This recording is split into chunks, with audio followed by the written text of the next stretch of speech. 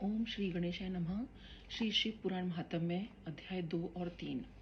शिव पुराण के श्रवण से देवराज को शिवलोक की प्राप्ति तथा चंचुला का पाप से भय एवं संसार से वैराग्य।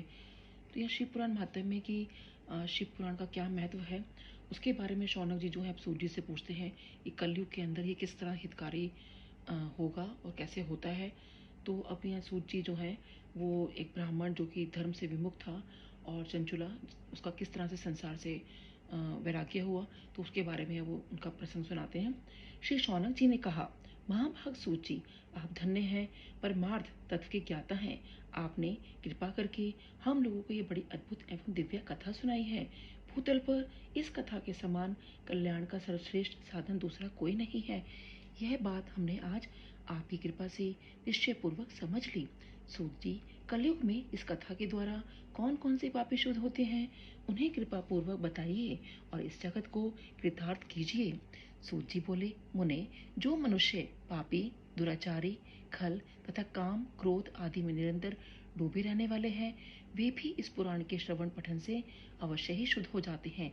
इसी विषय में जानकर मुनि इस प्राचीन इतिहास का उदाहरण दिया करते हैं, जिसके श्रवण मात्र से पापों का पूर्णतः नाश हो जाता है।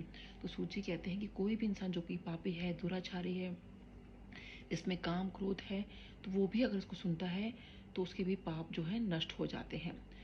तो वो इस बारे में कथा सुना रहे हैं सूत जी शौनक जी को। पहले की बात है कहीं कि रातों के नगर में एक ब्राह्मण रहता था जो ज्ञान में अत्यंत दुर्लभ, दरिद्र, रस बेचने वाला तथा वैदिक धर्म से विमुख था। वह स्नान संध्या आदि कर्मों से भ्रष्ट हो गया था और वैश्यवृत्ति में तत्पर रहता था। उसका नाम था देवराज। वह अपने ऊपर विश्वास करने वाले लोगों को ठगा करता था। उसने ब्राह्मणों, क्षत्रियों, वैश्यों, शूद्रों तथा दूसरों को भी अनेक भानों से मारकर उनका धन हड़प लिया था, परंतु उस पापी का थोड़ा सा भी धन कभी धर्म के काम में नहीं लगा था। वह वैश्यगामी तथा सब प्रकार से आचार भ्रष्ट था। एक दिन घूमता घामता वह देवयोग से प्रतिष्ठानपुर यानी झूसी प्रयाग में जा पहुंचा। तो जो ये प्रतिष्ठानपुर है ये सोमवंशी यानी कि जो चंद्रवंशी की राजधानी थी और वर्तमान में इसको झूसी या इलाहाबाद के नाम से जाना जाता है। इसका नाम प्रयागराज भी है। वहां उसने एक शिवालय देखा जहां बहुत से साधु महात्मा एकत्र हुए थे। देवराज उस शिवालय में ठहर गया, किंतु वहां उस ब्राह्मण को ज्वर आ गया। उस ज्वर से उसको बड़ी पीड़ा होने लगी। वहां एक ब्राह्मण देवता शिव पुराण की कथा सुना रहे थे। ज्वर में पड़ा हुआ देवराज ब्राह्मण के मुखारविंद से निकली हुई उस शिव कथा को निरंतर सुनता रहा। 1 मास के बाद वह ज्वर से अत्यंत पीड़ित होकर चल बसा। तो जब वो ब्राह्मण है, जब झूसी प्रयाग पहुंचता है तो वहाँ पर एक जगह पर ये शिव पुराण की कथा हो रही होती है और उसको बुखार होता है वहाँ पर। और बुखार हो जाता है तो उसको उसके कानों में वो जो शिव पुराण है वो उसको सुनना ही पड़ता है, क्योंकि वहाँ से वो उठ के चल भी नहीं पाता। और 1 महीने बाद उस बुखार से पीड़ित होकर वो चल बसता है। यमराज के दूत आए और उसे पाशों से बांधकर बलपूर्वक यमपुरी में ले गए। इतने में ही शिवलोक से भगवान शिव के पार्षदगण आ गए। उनके गौर अंग कर्पूर के समान उज्जवल थे, हाथ त्रिशूल से सुशोभित हो रहे थे। उनके संपूर्ण अंग भस्म से उद्भासित थे और रुद्राक्ष की मालाएं उनके शरीर की शोभा बढ़ा रही थी। देखिए, जब उसकी मृत्यु होती है ब्राह्मण की, तो जो यमराज के जो यमदूत हैं वो यमपुरी ले जाने के लिए आ जाते हैं। और जैसे ही वो आते हैं, इधर से जो शिव के पार्षदगण हैं वो भी आ जाते हैं। वे सबके सब क्रोधपूर्वक यमपुरी में गए और यमराज के दूतों को मार पीट कर बारंबार धमकाकर उन्होंने देवराज को उनके चंगुल से छुड़ा लिया और अत्यंत अद्भुत विमान पर बिठाकर जब वे शिवदूत कैलाश जाने को उद्यत हुए, उस समय यमपुरी में बड़ा भारी कोलाहल मच गया। तो जब शिव के दूत आते हैं और उस ब्राह्मण को ले जाने लगते हैं तो वहाँ पे बहुत ज़बरदस्त कोलाहल मच जाता है कि क्यों जो है भगवान के जो शिव के जो गण हैं वो उसको यमपुरी से ब्राह्मण को कहाँ लेकर जा रहे हैं। उस कोलाहल को सुनकर धर्मराज अपने भक्त से बाहर अपने भवन से बाहर आए। साक्षात दूसरे रुद्रों के समान प्रतीत होने वाले उन चारों दूतों को देखकर धर्मराज ने उनका विधि पूर्वक पूजन किया और ज्ञान दृष्टि से देखकर सारा वृतांत जान लिया। उन्होंने भय के कारण भगवान शिव के उन महात्मा दूतों से कोई बात नहीं पूछी, उल्टे उन सबकी पूजा एवं प्रार्थना की। तो देखिए, जब शिव के गण यमपुरी जाते हैं और उस ब्राह्मण को लेने जाते हैं, तो जब यमराज खुद निकल कर आते हैं तो वो खुद उनकी पूजा करते हैं और उनसे प्रार्थना करते हैं। तत्पश्चात वे शिवदूत कैलाश को चले गए और वहां पहुंचकर उन्होंने उस ब्राह्मण को दया सागर सांप शिव के हाथों में दे दिया। देखिए, यमराज भी जो है उनको छोड़ देते हैं, क्योंकि शिव के गण आते हैं उनको लेने के लिए, और जब वो वहां पर लेकर आते हैं तो उस ब्राह्मण को भगवान शिव के हाथों में वो सौंप देते हैं। शौनक जी ने कहा, महाभाग सूत जी, आप सर्वज्ञ हैं। महामते, आपकी कृपा प्रसाद से मैं बारंबार कृतार्थ हुआ। इस इतिहास को सुनकर मेरा मन अत्यंत आनंद में निमग्न हो रहा है। अतः अब भगवान शिव में प्रेम बढ़ाने वाली शिव संबंधी दूसरी कथा को भी कही है। तो अब वो कहते हैं कि मैं अब आपको दूसरी कथा भी सुनाता हूँ। तो वो दूसरा कि किस तरह से पहले उन्होंने कथा सुनाई, तो वो यहाँ ये बताना चाह रहे हैं कि कोई जाने अनजाने में भी अगर शिव पुराण सुन लेता है तो भी उसको शिवलोक की प्राप्ति होती है।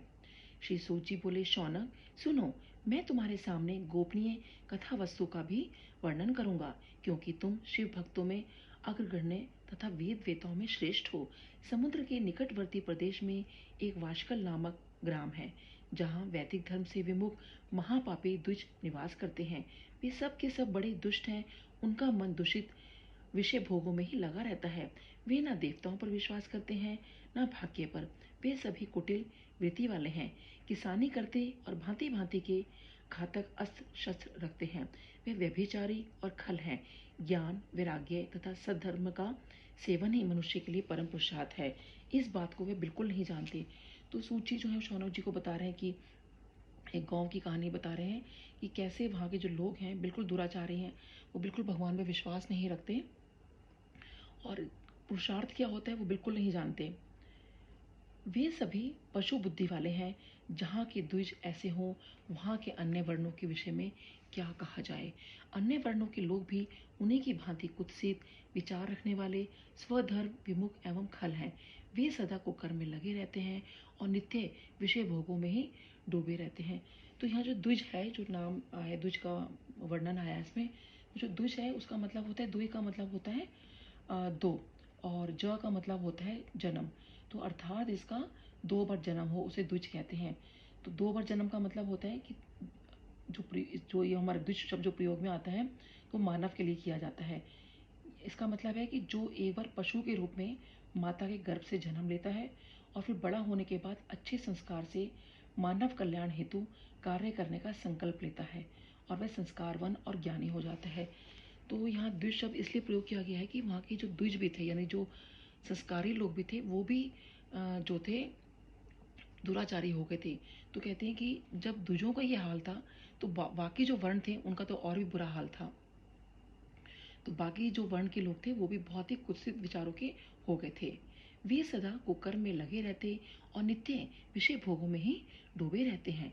वहाँ की सब स्त्रियां भी कुटिल स्वभाव की, स्वेच्छाचारिणी, पापासक्त, कुत्सित विचार वाली और व्यभिचारिणी हैं। वे सत व्यवहार तथा सदाचार से सर्वथा शून्य हैं। इस प्रकार वहाँ दुष्टों का ही निवास है। उस वाशकल नामक ग्राम में किसी समय एक बिंदु नामधारी ब्राह्मण रहता था। वह बड़ा अधम था, दुरात्मा और महापापी था। यद्यपि उसकी स्त्री बड़ी सुंदरी थी तो भी वह कुमार पर ही चलता था।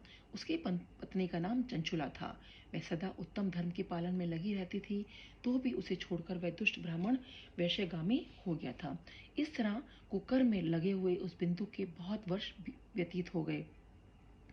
उसकी स्त्री चंचुला काम से पीड़ित होने पर भी स्वधर्म नाश के भय से कलह सहकर भी दीर्घ काल तक धर्म से भ्रष्ट नहीं हुई, परंतु दुराचारी पति के आचरण से प्रभावित हो आगे चलकर वह स्त्री भी दुराचारणी हो गई। इस तरह दुराचार में डूबे हुए उन मूढ़ चित्त वाले पति पत्नी का बहुत सा समय व्यर्थ बीत गया। तदनंतर शूद्र जातीय वैश्य का पति बना हुआ वह दूषित बुद्धि वाला दुष्ट ब्राह्मण बिंदु समय अनुसार मृत्यु को प्राप्त हो नरक में जा पड़ा। बहुत दिनों तक नरक के दुख को भोग कर वह मूढ़ बुद्धि पापी विंध्या पर्वत पर भयंकर पिशाच हुआ। इधर उस दुराचारी पति बिंदु के मर जाने पर वह मूढ़ हृदय चंचुला बहुत समय तक पुत्रों के साथ अपने घर में ही रही। एक दिन देवयुग से किसी पुण्य पर्वत के आने पर वह स्त्री भाई बंधुओं के साथ गोकर्ण क्षेत्र में गई। तो एक दिन कोई पर्व आता है, तो जो ये चंचुला है, जो कि वो भी गलत कार्यों में पड़ जाती है, तो जब एक पर्व आया तो वो सारे भाई बंधुओं के साथ जो है उस पर्व में जाती है। तीर्थ यात्रियों के संग से उसने भी उस समय जाकर किसी तीर्थ के जल में स्नान किया। फिर वह साधारणतः है यानी कि मेला देखने की दृष्टि से बंधुजनों के साथ यत्र तत्र घूमने लगी। घूमती घामती किसी देव मंदिर में गई और वहां उसने एक देवज्ञ ब्राह्मण के मुख से भगवान शिव की परम पवित्र एवं मंगल कारिणी उत्तम पौराणिक कथा सुनी। कथावाचक ब्राह्मण कह रहे थे कि जो स्त्रियां पर पुरुषों के साथ व्यभिचार करती हैं वह मरने के बाद जब यमलोक में जाती हैं तब यमराज के दूत उनकी योनि में तपे हुए लोहे का परिग डालते हैं। पौराणिक ब्राह्मण के मुख से यह वैराग्य बढ़ाने वाली कथा सुनकर चंचुला भय से व्याकुल हो गई और वहां कांपने लगी। जब कथा समाप्त हुई और सुनने वाले सब लोग वहां से बाहर चले गए तब वह भयभीत नारी एकांत में शिव पुराण की कथा बांचने वाले उन ब्राह्मण देवता से बोली। चंचुला ने कहा, ब्राह्मण, मैं अपने धर्म की नहीं जानती थी, इसलिए मेरे द्वारा बड़ा दुराचार हुआ है। स्वामिन, मेरे ऊपर अनुपम कृपा करके आप मेरा उद्धार कीजिए। आज आपके वैराग्य रस से ओतप्रोत इस प्रवचन को सुनकर मुझे बड़ा भय लग रहा है। मैं कांप उठी हूँ और मुझे इस संसार में वैराग्य हो गया है। मुझ मूढ़ चित्त वाली पापनी को धिक्कार है। मैं सर्वथा निंदा के योग्य हूँ, कुत्सित विषयों में फंसी हुई हूँ और अपने धर्म से विमुख हो गई हूँ।